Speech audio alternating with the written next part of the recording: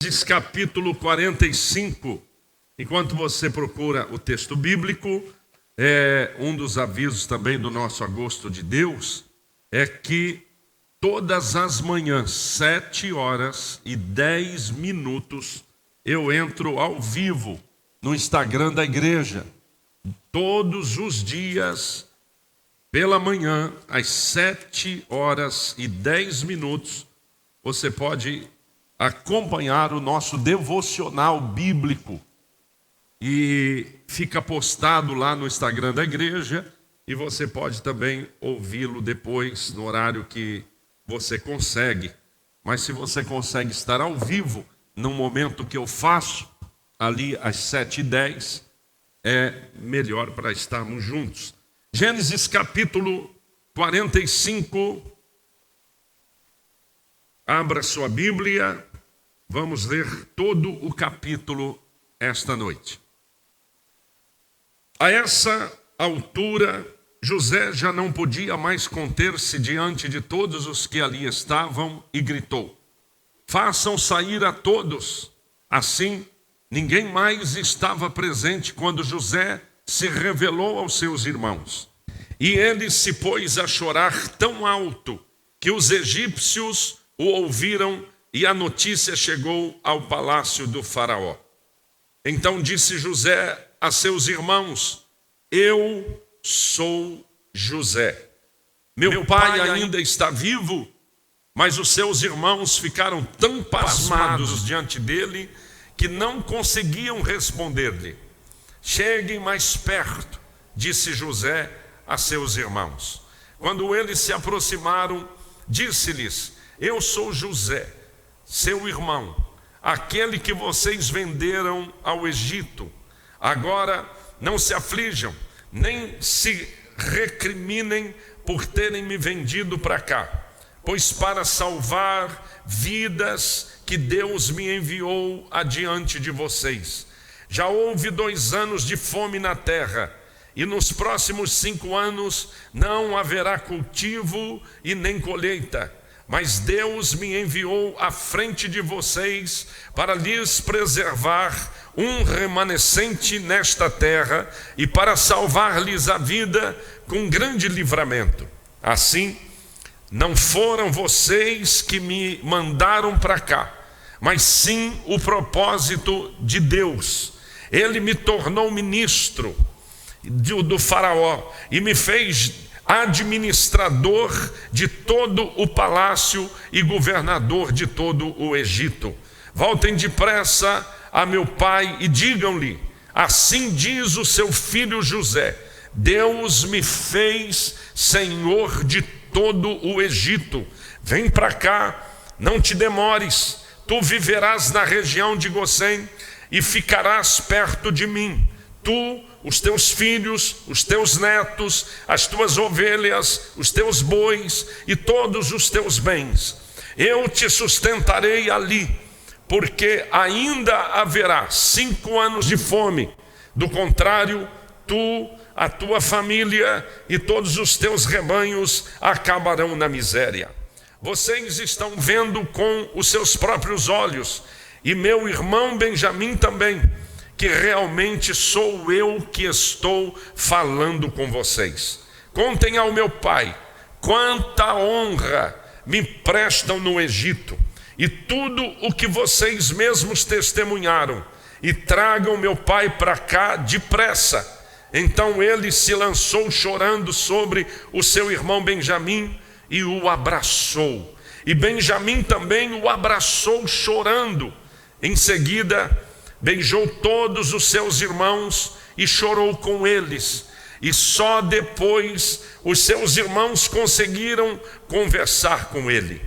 Quando se ouviu no palácio de Faraó que os irmãos de José haviam chegado, o Faraó e todos os seus conselheiros se alegraram.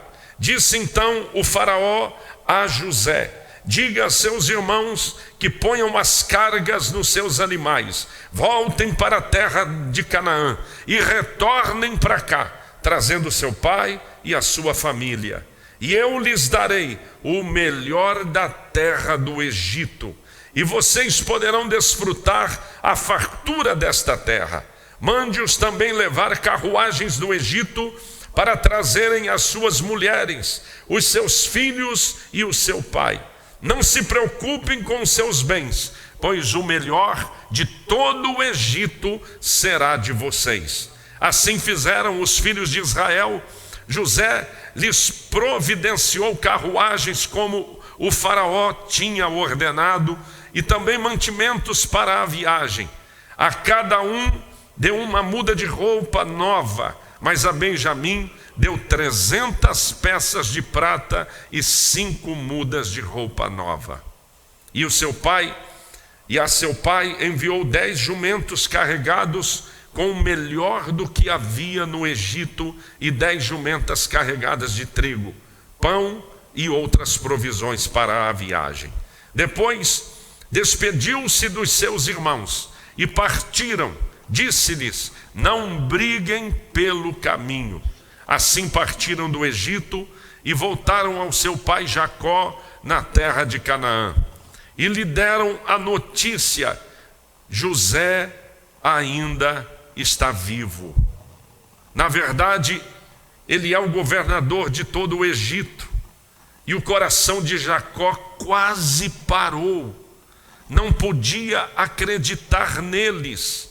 Mas quando lhe relataram tudo o que José lhes dissera, e vendo Jacó, seu pai, as carruagens que José enviara para buscá-lo, o seu espírito reviveu.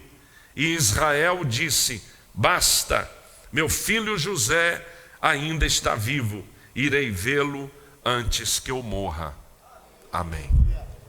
Senhor, nós estamos diante dessa poderosa palavra, e tudo que nós queremos, precisamos e necessitamos hoje é ouvir a tua voz.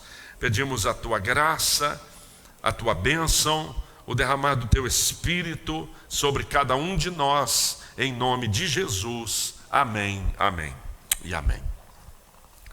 Queridos irmãos, depois de mais de um mês pregando só no livro de Atos dos Apóstolos, agora eu fui radical e fomos lá para Gênesis. Saímos do Atos dos Apóstolos, talvez alguém diga até que enfim, porque não aguentava mais ler o livro de Atos dos Apóstolos. Mas, hoje nós estamos aqui diante de uma história, de um testemunho, de uma mensagem tão poderosa. Só de ler o capítulo juntos aqui, nós já nos emocionamos. Verdade ou mentira? É muito forte. Eu comecei do final. Na verdade, esse capítulo é o final da história. Porque esse José, o José conhecido mais popularmente como José do Egito, ele não é o José do Egito. Ele é José no Egito. Ele é de Canaã. Ele é de Israel, filho de Israel, filho de Jacó. Ele é filho do patriarca. Jacó, um dos patriarcas, é um homem que dá início, e tem o nome mudado de Jacó para Israel. Israel existe por causa desse homem chamado Jacó, que é o pai de José. José, um rapaz temente a Deus, um jovem que acreditava tanto em Deus e que tem uma revelação no sonho que ele permanecia de pé e que os seus irmãos se curvavam. Talvez o maior problema de José tenha sido contar os seus sonhos, porque alguns sonhos nós não devemos contar a ninguém. Deverão ser guardados na nossa alma e no nosso coração, pelo menos discernir qual é o tempo certo de ser contada aquela verdade. José nos ensina isso, porque logo que ele tem o sonho, ele conta. E então ele arruma uma luta muito grande, porque começa uma perseguição ferrenha dos seus irmãos contra ele. E esse rapaz, chamado José, por causa de um sonho, começa a ser perseguido, começa a ser humilhado, começa a sofrer no meio dos seus irmãos. Jacó amava José e tinha com José uma ligação diferente.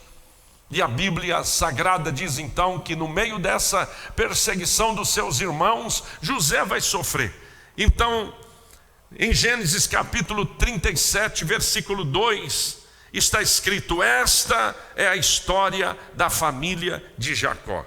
Quando José tinha 17 anos, apacentava as ovelhas do seu pai, juntamente com os seus irmãos. Essa é a história de José. O livro de Gênesis é conhecido pelo Jardim do Éden, por Adão e Eva, mas a maior parte do livro de Gênesis é contando a história de José. A história de José leva mais capítulos dentro do livro de Gênesis do que qualquer outra. Então todo o contexto dessa história, e essa história da família de Jacó. José tinha 17 anos quando começa a ser perseguido pelos seus irmãos, e ele vai enfrentar a perseguição ao ponto dos irmãos tramarem uma morte, lançando ele na cisterna, num poço fundo, e o texto diz que naquele poço não havia água. Veja que coisa tremenda. Em Gênesis 37, versículo 23, está escrito: assim, quando José chegou, os irmãos lhe arrancaram a linda túnica que ele estava usando, o agarraram e o jogaram na cisterna vazia, ou seja, sem água. Não havia água nela.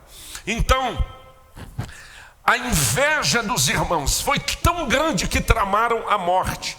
Pegaram a túnica que Jacó o seu pai, havia lhe dado, mancharam com sangue de animais e levaram para Jacó. E José foi jogado dentro daquela cova, dentro daquele poço. Só que o que eles não sabiam, e aqui eu começo a pregar, que o que eles estavam fazendo era plantando uma semente.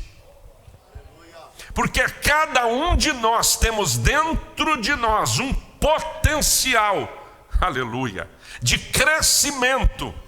A palavra de Deus diz que José é uma árvore frondosa e que os seus galhos atravessam os muros, passam por cima dos muros. Eu profetizo que dentro de você existe um potencial tão grandioso que você vai crescer, que os galhos vão atravessar sobre os muros, que ninguém vai deter as raízes, que ninguém vai deter o crescimento, e que se alguém te joga na cisterna, estão fazendo um favor, estão me plantando para que eu germine, cresça e dê muitos frutos, aleluia.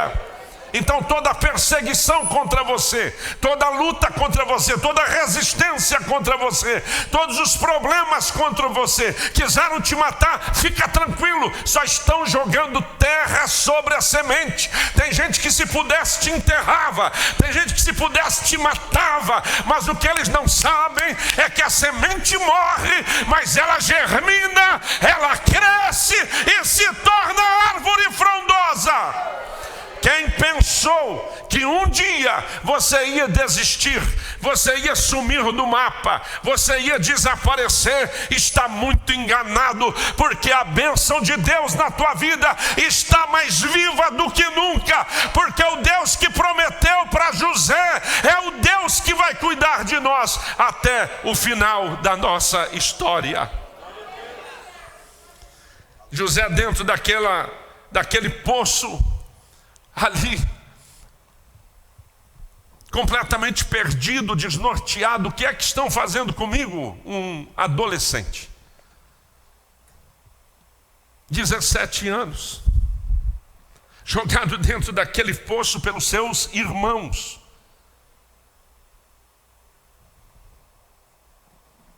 Os irmãos, para dar a desculpa ao pai, vão matar um animal e passar sangue na manta, na roupa de José, para entregar ao pai, para simular a morte. Tem gente tão mal, tão ruim. Tem gente tão maligna que trama toda uma confusão para desmoronar. Mas José, aleluia, é a prova de que Deus pega a tragédia e se torna em bênção. Deus pega aquilo que era para dar errado. José, pela sua trajetória, tinha tudo para dar errado, mas deu certo, aleluia. Vai descendo um grupo de mercadores que vão para o Egito, e aí tem uma ideia, os seus irmãos, e eles pensam: vamos fazer o seguinte, arranca ele do buraco e vamos entregar ele para esses mercadores, para levar para o Egito, para ele ser escravo lá no Egito, para ele trabalhar no Egito. E aí arrancam José, entregam aqueles mercadores, e na minha mente é uma das cenas mais tristes e dolorosas. José olhando, quem sabe em cima de uma carroça, amarrado com correntes, como um escravo, olhando seus irmãos, que estão olhando para aquele jovenzinho de 17 anos, sendo levado até sumir pela estrada fora. Quantas lágrimas José derramou naquele dia, gritando o nome dos seus irmãos, dizendo: por favor, me ajudem, me salvem, façam alguma coisa, não deixem me levar. Mas José está ali abandonado. E José enfrenta, então, toda essa decepção de ser traído pelos irmãos. Os seus irmãos chegam em casa com a roupa, com a manta de José suja de sangue, entrega a Jacó. Presta atenção, eles entregam a manta para Jacó e não dizem nada. Quem diz que Jacó morreu é o próprio Jacó. Não precipite nas suas conclusões. É Jacó quem quando pega aquele manto sujo de sangue, deduz a morte. As nossas deduções são pessimistas, são para baixo, são negativas. Nós precisamos ser os homens e mulheres movidos pela fé, e as nossas deduções têm que ser para cima. As nossas deduções têm que ser no nível mais alto, no nível de esperança, no nível de fé. Não olhe as coisas com um binóculo da derrota, mas olhe as coisas pela lente da fé, pela lente da vitória, pela lente da bênção de Deus. Olhe com as lentes dos céus. Quando José chega no Egito, vai enfrentar outro problema. Vai viver na casa de Potifar. E nesse período ele vai enfrentar grande desafio. Gênesis capítulo 39, o versículo 2. Veja o que diz a palavra do Senhor. E o Senhor estava com José, e foi homem próspero, e estava na casa de seu senhor egípcio. Ele era um escravo, trabalhava na casa de Potifar. É interessante que Potifar, quando o coloca para trabalhar em casa, dá várias ordens. E diz: olha, não mexe aqui, não toca nessa garrafa, não muda essa mesa de lugar, não tira esse tapete do lugar, e faça isso, o resto. Você pode mexer aqui em tudo. Pode tirar as coisas, pode mexer para cá, pode mexer ali. A única coisa que você não pode tocar é na varoa. A única coisa, foi Potifar que falou. Você pode mexer em tudo, faça tudo, mude a casa, mude a cor da casa, faça o que você quiser, você tem toda a liberdade, só não toca na varoa, na minha esposa. Agora abre um parênteses. o Potifar sabia ou não sabia da peça rara que tinha dentro de casa? Sabia ou não sabia da peça rara? Falou, olha, já sei que essa mulher vai dar trabalho. Olha o galã. Olha esse cananeu. Olha de onde vem, das terras de Canaã. Olha como é que vem. Formoso, bonito, jovem, né? Aí e tal. Nossa, essa mulher vai me dar trabalho. É o único lugar que ele fala, não toque, não toque. E é onde José vai ser tentado. Quando a esposa de Faraó, de Potifar vem para seduzi-lo, e percebe que ele vai dizer não. Deixa eu fazer uma rápida analogia aqui. Veja só o problema, a situação. Em Jardim do Éden, Adão falou para a mulher sim. Deu tudo errado. Aqui, José fala para a mulher não. Dá tudo certo. A palavra de Deus diz que lá no Jardim do Éden, o diabo coloca a serpente para falar com a mulher e a engana. Mas a culpa não é da mulher, era do homem. Então aquilo que parece que a culpa, não, mas é tudo dela, então foi ela que, então porque é ela, não, é tua também. Porque é Adão que vai dizer sim. Mas aqui José diz, não, peraí, a história de Adão, ele falou, não vou falar não. Eu vou falar não. Então você tem que estar atento, não é com o homem ou a mulher. Você tem que estar atento quando o diabo está por trás para destruir aquilo que Deus construiu. Porque você não imagina de onde vai vir de que luta e do problema e que a dificuldade, o vendaval e a tempestade. E quando ela vem para querer se deitar com José, ele diz não. E quando ele foge, ela pega uma prova, parte da sua roupa, diz, esse moço quis me atacar, quis se deitar comigo, e José vai para a prisão. Meu Deus, sozinho. Um jovem jogado no Egito, vivendo sozinho. Terceiro grande problema que José vai viver é dentro do cárcere. Ele vai ser preso injustamente. Não cometeu crime. Acusado falsamente. Não é verdade aquilo do que ele está sendo acusado. E vai parar dentro da cadeia. Se torna um prisioneiro de novo. Então, a palavra de Deus em Gênesis 39, versículo 20, está dizendo, pegou José, e o Senhor de José o tomou, e o entregou na casa do cárcere, no lugar onde os presos do rei estavam encarcerados. Assim esteve ali na casa do cárcere, preso, prisioneiro, por algo que ele não cometeu. É difícil olhar quando você está na crise e enxergar Deus. Por isso que quando você olha para a história de José, José é um personagem bíblico mais bem resolvido da história. Porque ele vai atravessando uma luta atrás da outra, uma miséria atrás da outra, um problema atrás da outra, uma perseguição atrás da outra, e mesmo assim você não o vê murmurando.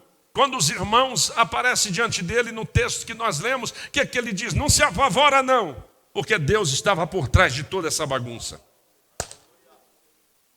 Ele está dizendo, toda bagunça, toda luta, toda tempestade que eu atravessei, nem foi vocês que fizeram, foi Deus. Deus deixou, Deus permitiu, Deus deixou acontecer comigo para me trazer até aqui.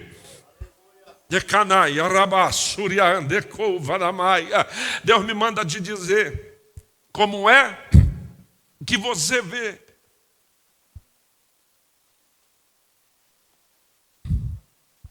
Como é que você vê os seus problemas? Como é que os problemas soam na sua mente, no seu coração? Eu gosto quando o pastor Zé Maria fala isso aqui. Ele diz assim, tem gente que já tem 50 anos de idade e está chorando no testemunho. Meu pai não me abraçava, a minha mãe não pegava no colo, não levava o Toddy com leite. E aí ele grita, cresce! Como é que você faz com a sua história? O que você pega com a sua história? Para que lado você joga a sua história? Que benefício você tira dela? Você ainda está chorando por um tratamento qualquer que você recebeu? Ou você vai se levantar e dizer, graças a Deus que nos dá vitória. Me jogaram dentro do buraco, arrancaram de lá, eu fui para escravo, fui parar na prisão, mas Deus estava comigo. Eu sou quem eu sou hoje por causa de tudo o que eu passei, por causa de tudo que eu enfrentei. Por isso que o modo como você enxerga a vida é o modo que define você. E muita gente enxerga a vida com a leitura do seu passado, da sua história passada. E muitas vezes a história passada foi... Imagina José olhando para o mundo e dizendo, eu sou um coitado. Olha o que aconteceu, depois me jogaram, depois me venderam, depois não sei o quê, depois isso, depois aquilo. Agora eu vim parar na cadeia. Estou aqui jogado, acusado falsamente, não fiz nada com aquela miserável. Mas eu estou aqui, vim parar aqui dentro. E agora? Estou perdido? Não. José está olhando e vendo a mão poderosa de Deus agindo e trabalhando. Aleluia. A mão de Deus trabalhando. Aleluia. A mão de Deus trabalhando. A mão de Deus trabalhando. A mão de Deus trabalhando. A mão de Deus trabalhando. A mão de Deus trabalhando. Aleluia. Trancado naquela prisão, o menino sonhador volta a atuar, volta em ação. E Deus dá uma revelação para ele. E ele vai sair dessa prisão depois de muito tempo ser lembrado quando o sonho de Faraó. Olha que interessante isso, irmão. Você pensar que Jacó foi transformado quando sonhou. A Bíblia diz que Jacó puxa uma pedra de travesseiro, coloca na cabeça e dorme. E aí ele teve um sonho de anjos com uma grande escada e anjos que subiam e desciam.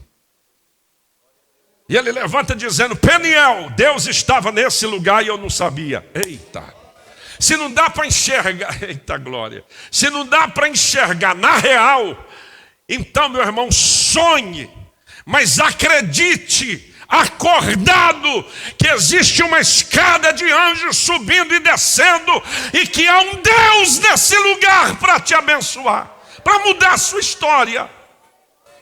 Jacó foi um homem que sonhou e teve sua vida mudada. Parece que José puxou para o pai. José é o sonhador, sonha lá com os feixes. Agora a história dele vai ser completamente mudada dentro do cárcere por causa do sonho de Faraó. Jacó sonhou, José sonhou, Faraó sonhou, e por causa do sonho José é perseguido, mas por causa do sonho José se tornará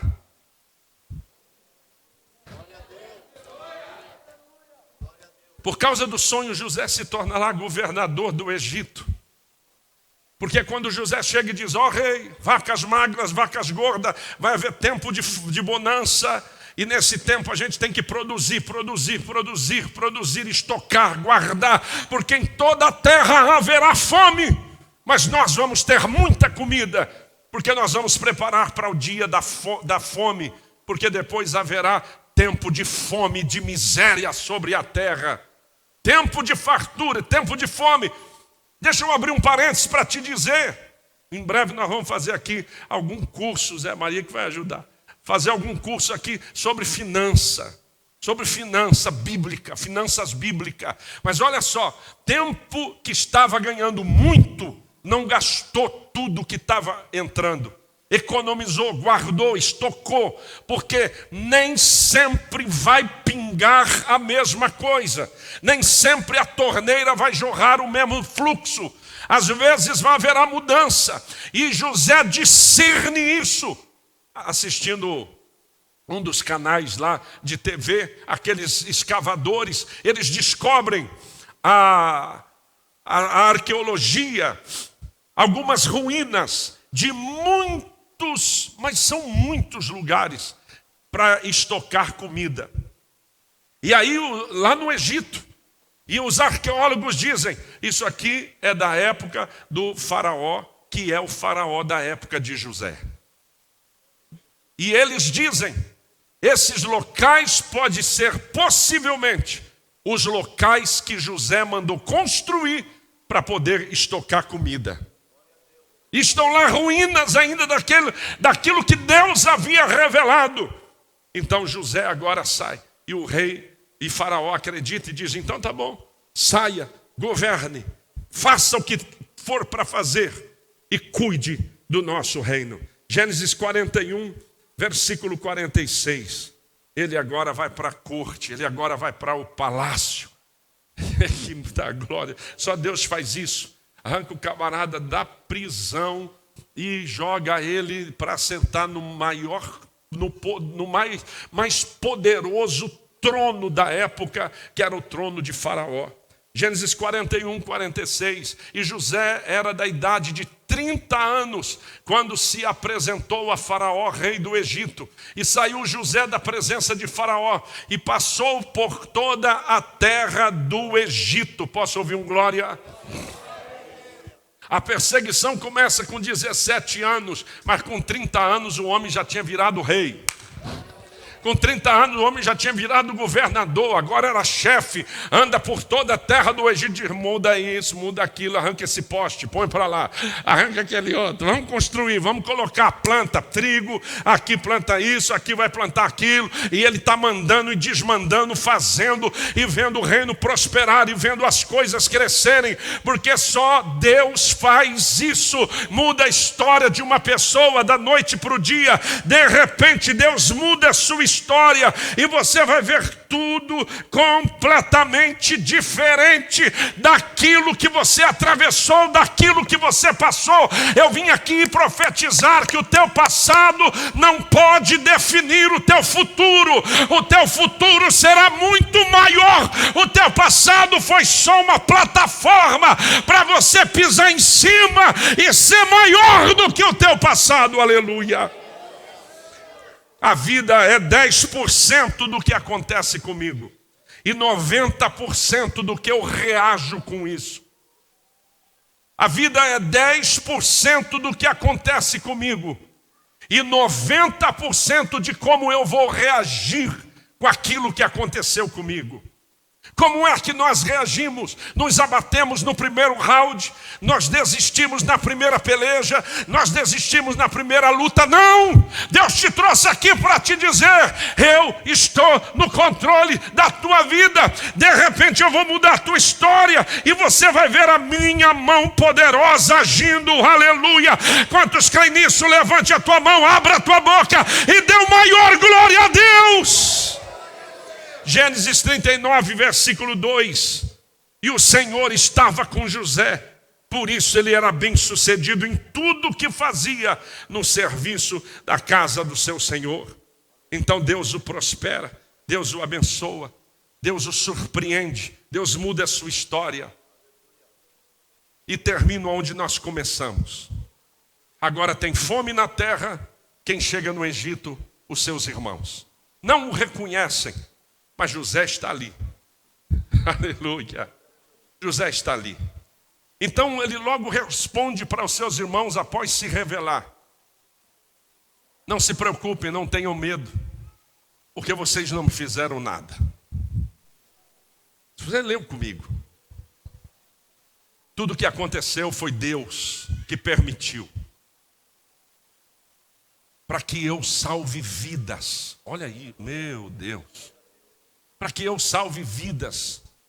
A vida realmente tem um propósito quando eu olho para o outro.